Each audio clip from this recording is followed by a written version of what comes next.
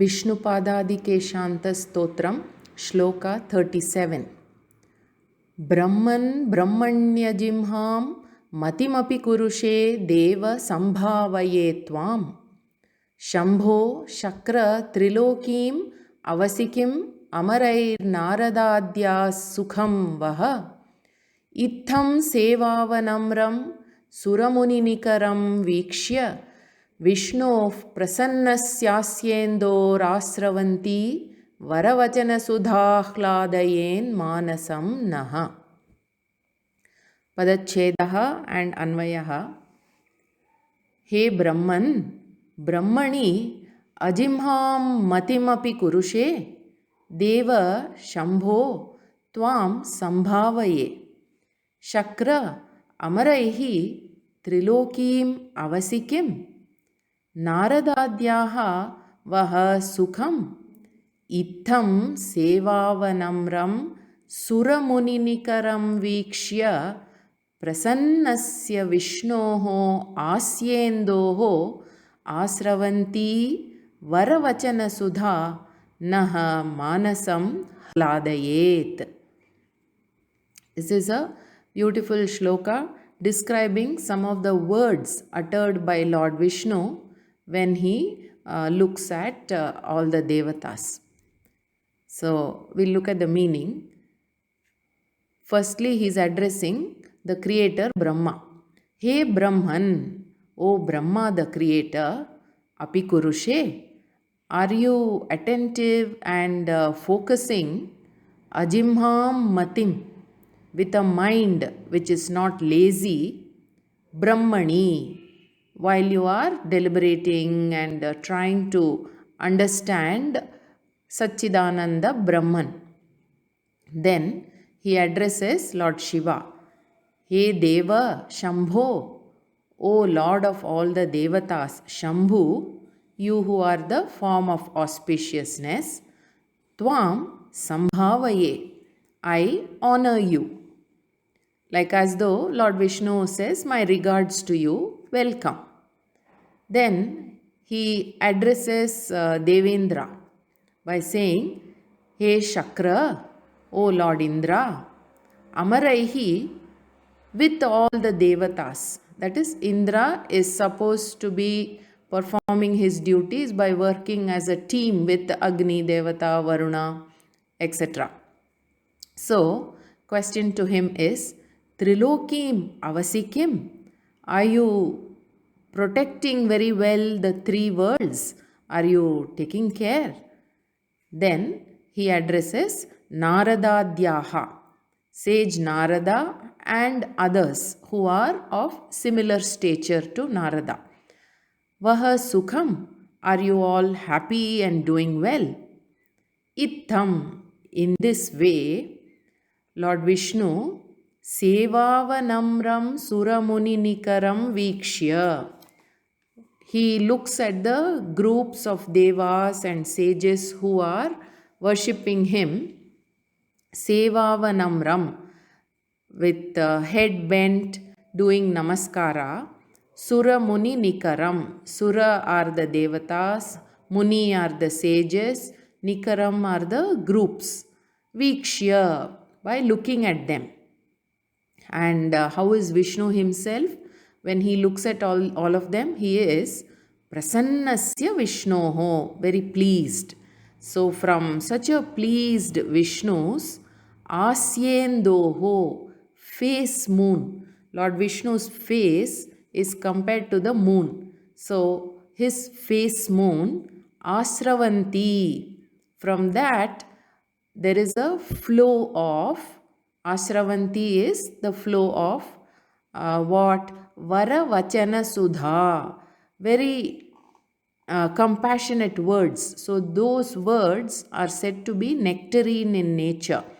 Because the face is compared to the moon, the words flowing out of the face, that is the mouth located in the face, words flowing out of that is said to be nectar.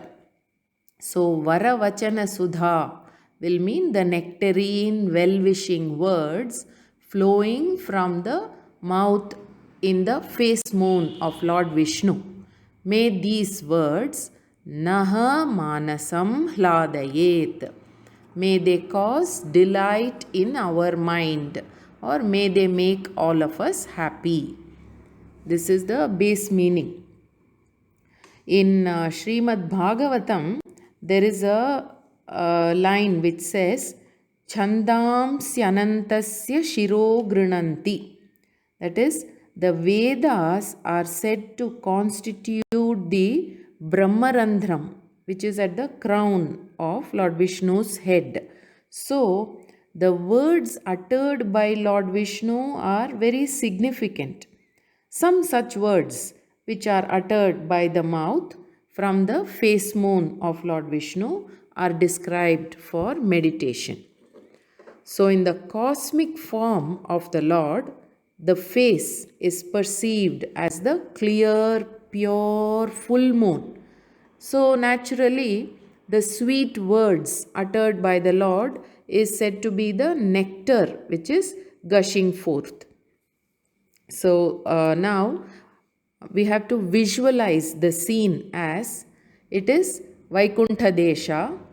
Bhagavan Vishnu is being praised and worshipped by all the devas and sages. At that time, Lord Vishnu's side glances sights them, and then he is filled with affection and happiness. So, Lord Vishnu enquires about their well-being, and at that juncture, the nectarine words which flow out of Lord Vishnu's mouth from his face moon is described as follows. That is, he is first addressing Brahma and says, O Brahman, studying the Vedas, deliberating upon the Atma and Parabrahman, this is your duty. In this, are you engaged properly without any laziness? Hey Brahman, Brahmani, Ajimham Matim Kurushe api. Then he addresses Lord Shiva. Now, while addressing Lord Shiva, the mind of Lord Vishnu seems to reflect upon the nature of Shiva, and then the words are uttered. What is that? That is, it appears like Lord Vishnu is thinking that he knows Lord Shiva usually moves on mountain terrain and forests, then he revels in the self, and then he has no desires. That is, Lord Shiva is Nisprihaha, Atma Ramaha, and then he is one who gives happiness, Sham, Sukham, to all the devotees. With this background, Lord Vishnu looks and addresses Shiva and says, Hey Shambho, I look upon you as my equal. Please take a seat. Iti. Tvam Sambhavaye. That is, Lord Shiva and Vishnu are same in stature. So then, Lord Vishnu is addressing Narada and the other seers. Addressing Narada and the other sages of similar stature, that is, Sanaka, Sanandana, etc., Lord Vishnu says, O Narada and all the yogis, I know that you are all Atma Ramas, that is, you are all those who revel in the self. So, are all of you enjoying that Paramananda? Iti. And while saying so, this is similar to the meaning implied in Bhagavad Gita. That is, in Srimad Bhagavad Gita, Bhagavan says in chapter 10, Machchitta Madgata Prana Bodhayantah Parasparam Kathayantascha Mam Nityam Tushyanti Cha Ramanti Cha. There he is explaining about the yogis, which means, that is, those who have the clear vision of the reality in the form of the understanding Aham Brahmasmi. Those are the yogis addressed by the shloka. Their minds are in me, Machchittaha. Then their living is resolved in me, Madgata Pranaha. The yogis live teaching each other mutually, Bodhayantaha Parasparam. Then they are said to be always talking about Bhagavan. So, Kathayantascha Mam Nityam. Then the yogis are satisfied, Tushyanticha, and they revel, Ramanticha. So, in this shloka, Naradadhyaha Vaha Sukham, when Bhagavan asks this question, he appears to be implying this very same significant meaning. So, yogis are of this nature. That seems to be the meaning implied by Bhagavan. Then also, Lord Vishnu addresses Indra and he says, O Indra, according to the position given to you, are you working as a team with the Devatas like Agni, Varuna Devata, etc., in protecting and governing the three worlds? So, in this way, the nectarine flow of words coming from the lotus face or the face moon of Lord Vishnu, may they give happiness to our mind. This is the structure of the prayer in this shloka. With this, explanation for this shloka is concluded. Namaste.